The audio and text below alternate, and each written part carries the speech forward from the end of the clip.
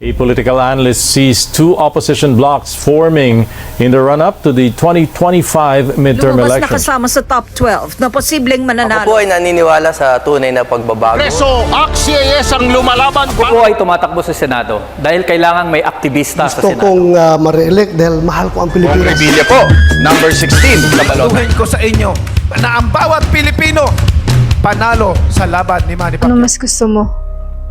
Yung tama?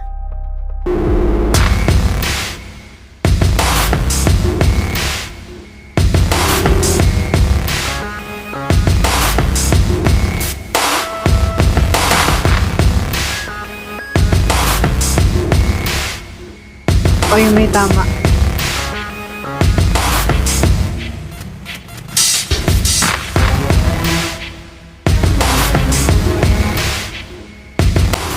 Iboto ang tama o hayaan na ang boses ay mawala. Iboto ang may plataforma o magtiis na lamang sa butas na bulsa. Iboto ang may bisa sa matagal nang umiiral na pandemya sa politika o tuluyang ipakalat ang sakit hanggang sa ang mga matay pungkit. Dahil kung ako ang tatanungin, Hindi ako papayag na mga taong walang alam sa politika ang mamamayagpag. Hindi ako papayag na sa halip na sa taas pa tayo dalhin ay lalo lang tayong hinuhulog sa bangin.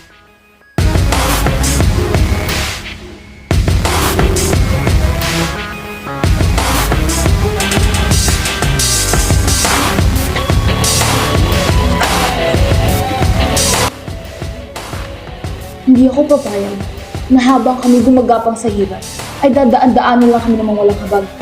Tapos, nakikita ako sa social media, kumakaway at hi vlog!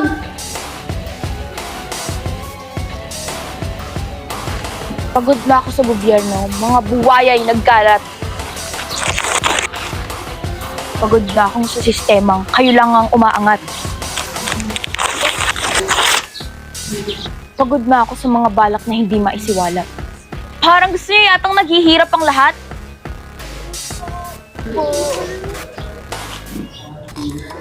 Marami ang nagugutom at hindi nakakapag-aral.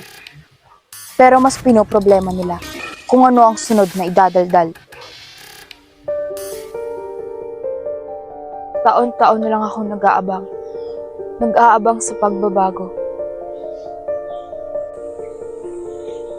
Tuluyan na ba akong maghihintay sa wala?